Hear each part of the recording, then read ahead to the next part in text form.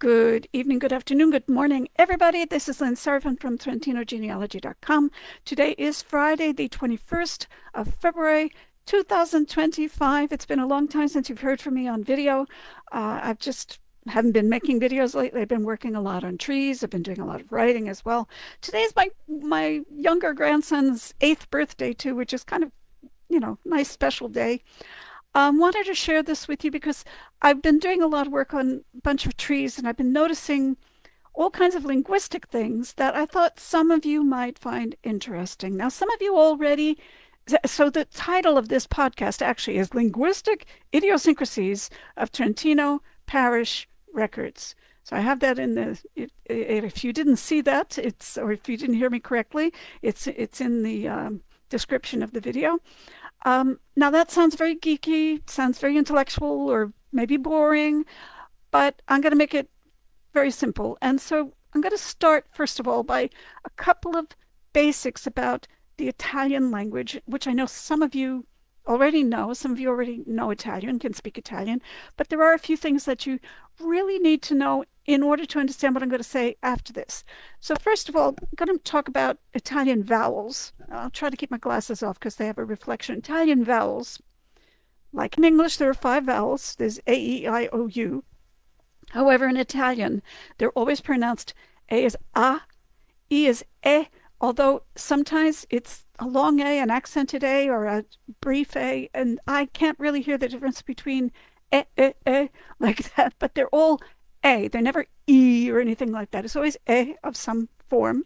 So A, A, and then the vowel I, as in I this or I that, the vowel I is always pronounced E. And then the vowel O is always O, and the vowel U is always U, like in English when we have two O's together, like in, I can't think right now. I'm always hearing so it's not it's oo, like soothe, like that, okay? So A, E, O, U, like that. Now, why is this important? Because when these vowels become combined, especially we're going to look mostly at the vowel I. When these vowels become combined with other vowels, they change sounds. They become what in linguistics we call diphthongs.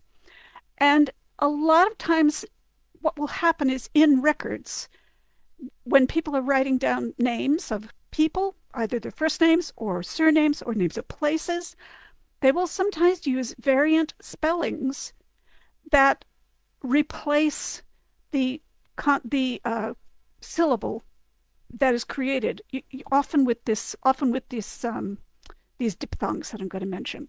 So the diphthongs that I'm going to specifically just mention so that you are aware of them, and most of you are aware of this, but some of you are not, is when you take I, let's just look at the letter I. If you take I with the letter E, so it's in Italian, it's E, A, so it's EA. So it's kind of like yay. So it sounds a little bit like our letter Y, but it's not so joined together. EA. It's more like in Pietro, but it sounds a bit like a yay. It has the kind of yay sound because they don't have a letter Y in Italian. Similarly, if you take I, the letter I plus U, E, U, and if you go EU, you can hear that also sounds like a letter Y in English, but not really. It's not like U. It's EU, like in the name Giuseppe. A lot of English-speaking people will spell that name incorrectly because they are more accustomed in English to having UI. Now, UI in English is ooey. If you look at exactly how they sound, how they're spelled, one after the other, the word oo or the letter oo, and then E, ooey, and that sounds like a W to our ears. It is and it isn't. But there is no W in Italian. There is no Y in Italian. So these EU, EA, and EO for yo, kind of EO, and UI, WI, UI, all of these make these kinds of sounds that are missing in Italian when you make these combined sounds. Now, why is this important? This is important because when we look at these consonants that I'm going to be going through, and you then look at some of these combinations, these vowel diphthongs, you will see very widely varying spellings of certain words and certain names uh, depending on whether you're looking in Latin, depending on which time frame, depending on which part of the province. And it could be confusing because you might say, how do I actually spell this? Or is this the same name? Or is this a different name? And I can't go through all of them, but I would love for you to, as I'm going through the different consonants, if you could possibly share in the comments what names you have seen, or if you've seen any of the examples that I've given, what names you've seen that fall into the categories that I'm going to cover. Now, I can't share, I made a slide show and I was going to share my screen, but when I did trials of it using Facebook Live, it stuttered and it didn't follow along and it was driving me crazy. So what I'm going to do is when I rerun this, when I edit this video to go on, say, YouTube or something, I'm going to superimpose the presentation in, so I guess I'll put this down in the bottom and put the presentation on top. So you'll be able to see these words a little more clearly when I do that. So the letters I'm going to be talk about first about the letters C and G, how those change with certain vowels, and those are similar to English. And then I'm going to look at how names change using letters like Z, which in America you say Z, but I've lived in Britain a third of my life, so we say Z, so it's the letter Z. Z, V, H, and J. Maybe not in that order. I think I've changed the order of them. Now, first of all, the letter C, as in cat in Italian, is hard like it is in English. And when you put an I or an E after C, much as you do in English, it turns it into a soft C. However, in English, when you say soft C, you mean it sounds like an S. It's not the same in Italian. In Italian, when you put an I or an E after a C, it sounds like our English ch. So CI is chi, CE is che. And the other thing is they say it without much breath. In English, we'll go chi, like that with a lot of breath, but in Italian, it's chi.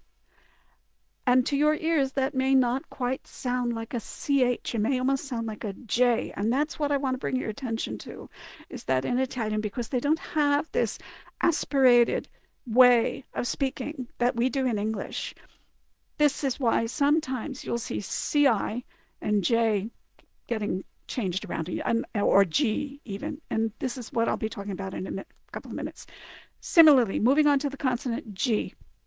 Consonant G is like in English, G as in goat, but it can also be a soft G. And again, it's with the GI or the GE. And if you do GI, it's G, like Giuseppe or Giovanni. So that's why the I is always there. So it changes it to a J, or GE sound is also J, like in the surname Genetti in Castelfondo. That's one example. So, or Ginevra. Oh, no, I think that's with an I. Ginevra. It's the word for Geneva, or the name Geneva. That's with an I. So, anyway, knowing those basic rules, let's move on to how these show up in, sorry, I have to look at my notes because I don't want to skip anything. How these show up in various words when we're looking in records, in parish records, various names. So I'm going to be skipping to the letter Z, Z or Z, depending on which country you come from. And the letter Z is very interesting because it's pronounced differently in various words in Italian. Sometimes it's not so Z, and sometimes it's not Z. Sometimes it's softer. And I think, actually, in history, I think it used to be, in some cases, more like a je, like in French. That's only my conjecture. And I think also probably in some dialects, although I do not know. If any of you are tuned into dialects or know some of the Trentino dialects, maybe you can tell me. But the letter Z is not always as harsh or as strong as, as we associate it with today. And in my experience, the letter Z is often changed for the CI or the GI or vice versa, because remember, it's chi, or not just ci, but ce, chi, g, z. And if you kind of soften all of them, they all kind of sound like z, like that, z. Now here's one example, or o, jo, like that. Here's one example from personal names that I found, for example, and I hope you can see this on the screen. There, I have to put it like that because it's backwards for me, so sorry about coming around. Here are some examples from personal names. The name Giorgio, spelled with an G-I-O-R, G-I-O. That's the way you see it, but you will sometimes see it as Zorzio. You'll also see it as Iori, Iorio, like that, or Yoris, in records. And also the name Giovanni. This is something very, very important. You will sometimes see this weird looking name, looks like Zua or Zwan or Zan sometimes, and also the beginning of certain surnames that start with Zan or Zam. They're also related to this. These are permutations of the letter Z, which is being used as a replacement for modern words that begin with G-O, G-I, or G-I-O, or similar. Sometimes it can be with C-I, and I'll show you some examples with surnames. This is some loads of surnames you will see changing according to, I really apologize, but this is backwards. The screen is backwards for me, so it's hard for me to place this. Here are some surnames that you're going to see, sometimes appearing with a Z and sometimes not. Now, the surname Zorzi is usually spelled Zorzi, but it comes from the name Giorgio. And as I just showed you, the name Giorgio is spelled Zorzo, or like that. And you will sometimes see the name Zorzi spelled Georgi, like that. I have seen also the name Gianetti from Castelfondo spelled Zanetti. That's not very common, and you won't see it in Castelfondo like that, but I have some Gianetti ancestors who came to the Giudicari, and their name actually was spelled Zanetti in the records. Now, what's so confusing about that is that there actually is a surname Zanetti. So, that's going to be very confusing. You say, well, which one is it? Well, you have to dig a little closer and look. Ziller, the surname Ziller, is frequently written Chiller in the records. Now, I'm using the modern pronunciation, but my presumption, this is my guess, is that in the past, Chiller and Ziller were probably almost identical, probably more like Schiller or like that, Schiller. Cioli is a surname that's in the old records. You'll see as Ziol or Zioli.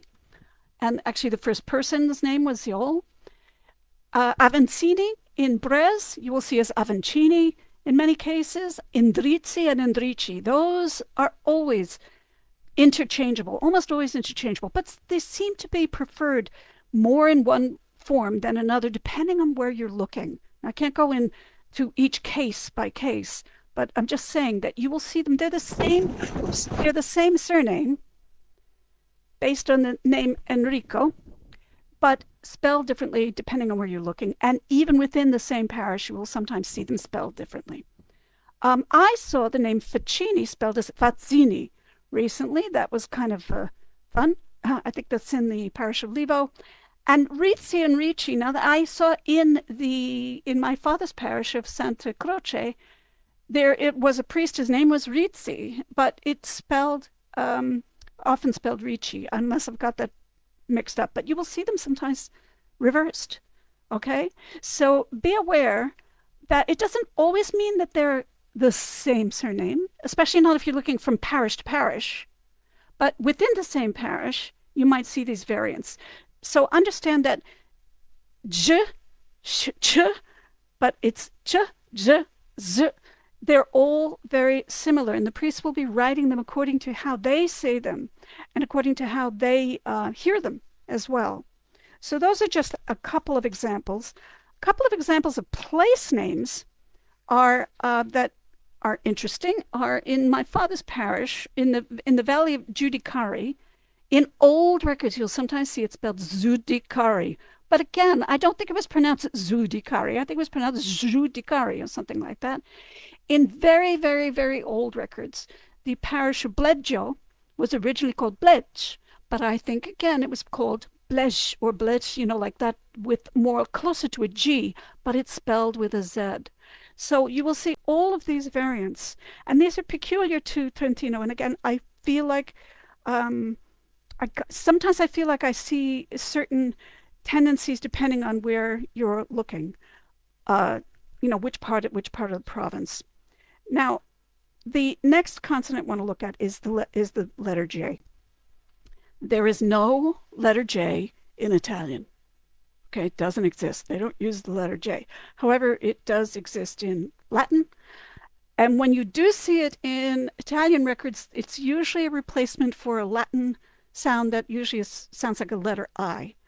And a lot of you will have seen it in Latin records with Latin names, where you will see names like Johannes, Joseph, Johanna, Johanna, Jacoba, as replacements for modern names like Giovanni, Giuseppe, Giovanna, and Giacomo. So you'll see it very often as replacement for a GI, for a soft G in Latin records. But that's fairly common, and you shouldn't think that the name was actually Giovanni or whatever, or Johannes. That's the Latin form. That's not actually the name. But just know that it's a replacement for that sound, and it evolved into the Italian sound. But here's another one. Here's another variant that is more common, or more of a mystery to some. The name Job, for instance, is spelled in many, many records like the word J-O-B, Job, like is in the biblical character Job, or in English Job, you might say, but Job. But it's pronounced Job. And it really is, even though it's a J, it would be pronounced like an I, and then you would say Job, Job, Job. And so that's the name. Yori, which I know many of you have that name in your tree, I-O, again, it's like a Y sound, but not really. It's more defined. It's Io, Io. I have seen in my father's parish the surname Yori almost always spelled, even into the 19th century, spelled J-O-R-I. Why, I don't know, but not in Valdanon. In Valdanon, for instance, you're not going to see it with that J, except maybe in very, very, very old records. But in Val Giudicari, you will see it often spelled J-O-R-I, Yori, even into the 19th, and I think even into the 20th century. Giordani, which has that, again, J sound, not a Y sound, but a J sound of the GI, you will occasionally in older records see it spelled with a J. But again, that's using an older version of the letters. So this is another one that I found interesting, where Val Giudicari, I said before you would see it with a Z. Oh, by the way, the one with the Z, you'll see in the Vatican. The Vatican has all these maps.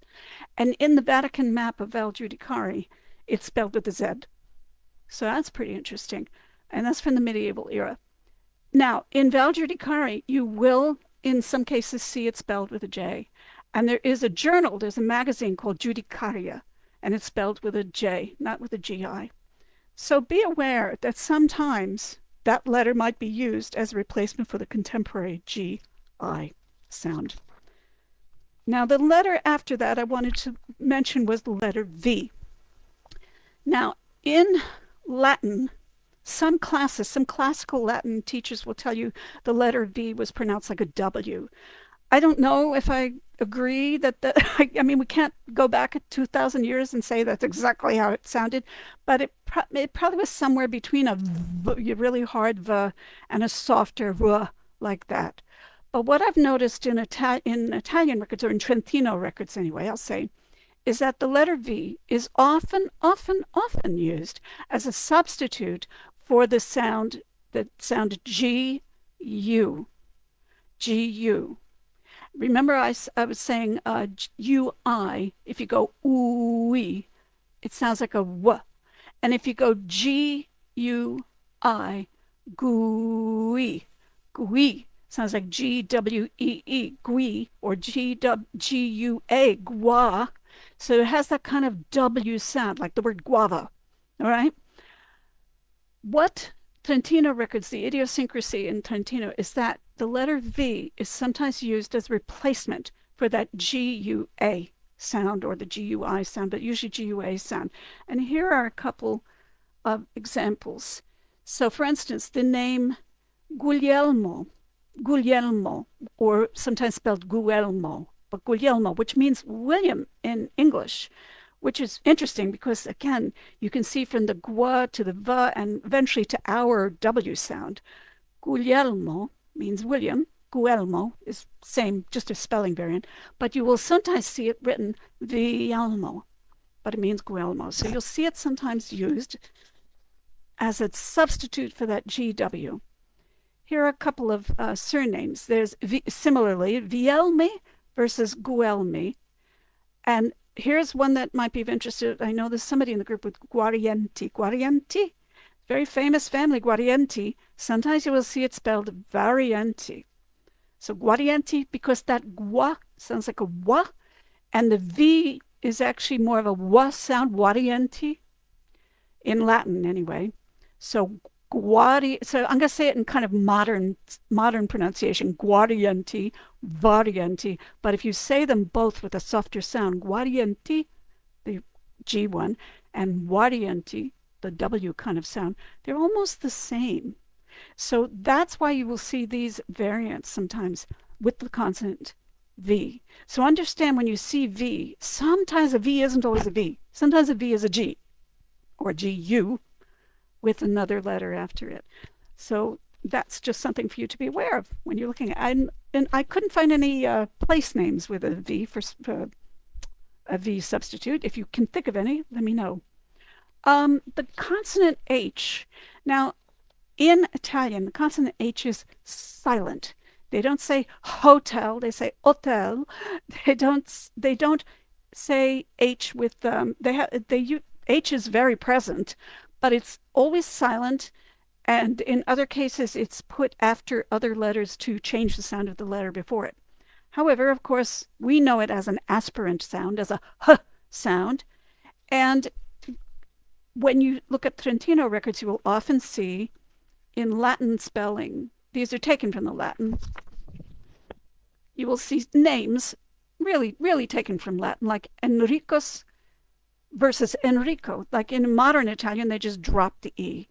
Elena or versus Elena, without the, so Helena, but they won't say the H versus Elena, but you'll see it, especially in Latin records with the H. But that's not her name. Her name is Elena, okay, in terms of how they would say. Now, here's an unusual one. You'll see omobono, sometimes spelled without the H, and that will be omobono, bonomo, and in more modern name is ognibene, which is very similar in meaning, okay? So omobono, you'll see with an H. Oratio, spelled with an H or without an H. Also the T and the Z you have changed there. You can see TIO versus ZIO. So those kinds of variants there. Now, surnames, again, you will sometimes see Endrici spelled with an H. Not commonly, but sometimes you will, especially if it's an older Latin record. My grandmother's surname is Onorati. Where is it? Over here, Onorati. You will see that with an H very frequently in records. But again, that's in Latin. It's not that you should spell it with the H, but understand that you just drop the H. It starts with an O. All right, so H is used really as kind of a silent letter in both languages, or in both cases. Here's one place I could think of with an H that isn't necessary was Ernago. It's spelled Ernago usually when I've seen it, but it's for Arnago in Malay. So the point of all of this is to show you to learn some basic concepts of letters that stand for other modern letters. And the question is, well, how do I spell them in the tree when I see all of these spelling variations? Well, here's what I do. I always use the most modern version of if it's a personal name, I always use the most modern version of the personal name, or usually, because otherwise you end up with so many variants you might miss in your tree. You might end up putting duplicate people in the tree, and then you end up with a big mess. As far as surnames go, I do the same thing. I choose the most modern version of the surname, and then if I want to make a note that it was spelled differently in the past, I make a note in the tree. This is not on the same subject, but say, for instance, the name Alessandri which is in Pregena, that family in Pregena. In the very early records, it has them entered as Sandri. And I'm going to tell you, there's a whole branch of them that don't even list them under the surname. They list them under sopranome, but that's another subject. But I don't write Sandri because Sandri is actually another surname and it's not theirs. Sandri is an earlier form of it. The name actually is Alessandri. So I make sure that I keep the same surname. Otherwise, I'm going to end up with weird, maybe two people with the same name, or even three, but they're all spelled differently, and then I lose track of things and I don't find connections. So choose one. I'm not going to tell you which one, but I usually choose the modern one. And then if I want to make notes that it was different, then I say entered as spelled this way, was spelled this way. And I put it in the notes, either in the description field around birth, or under in the notes. If you use Family Tree Maker, you can add notes, and that creates a whole family story. And when you print it out, all those notes will be there. And you can also write about that. But the thing that's most important is to be aware of being able to recognize them. So if you're looking for a Guglielmo, for instance, and you don't see one because his name is listed as Vielmo, and you've missed it because you don't know that variation, well, that's what this really is about for this session, for this podcast, was to show you some typical cliche variations, idiosyncrasies in Trentino records. And I think it's because of the way it's a combination of things. It's a combination of Latin, changes from Latin through the centuries, and also local dialect preferences and accents. I think that that's really what we're looking at here, is these differences. And that's why you're going to have all of these variants. So I hope that wasn't too geeky for you. And if I went really, really, really fast, and I apologize for holding up these silly signs, it's because I couldn't do the slide share.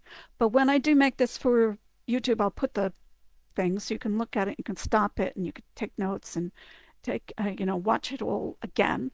Let me know if you found this interesting. And also, please do also write down in the comments if you have seen surnames that are spelled in these kinds of variants, or personal names or place names, if you've seen them spelled in these kinds of variants, because they're very important to know when you're researching these records, because you won't be able to make heads or tails of them otherwise. These are only a few of the consonants. There's a whole lot more I could talk about. I'm not even talking about double letters, double letters versus single letters. I'm not even talking about L and R, which can be used interchangeably in a lot of cases, like Margarita. I didn't even mention that. I did now. Now, just to close, some of these things aren't just unique to Trentino. If you study linguistics from around the world, some of these letters frequently will change these same ways when moving from language to language to language. So it's worth it to be aware of which things are going to be interchangeable and whether or not you're looking at the same person or a completely different person. All right. So anyways, once again, this is Lynn Seraphin from TrentinoGenealogy.com, and been a bit of an intellectual lesson with a lot of terms and examples, but I hope it's useful to you, and I hope that it helps you in your research and makes you a little more aware when you're looking at records, so that you can find them more easily and understand them more easily. And I'll see you in the group. Take care. Ciao, ciao. Bye.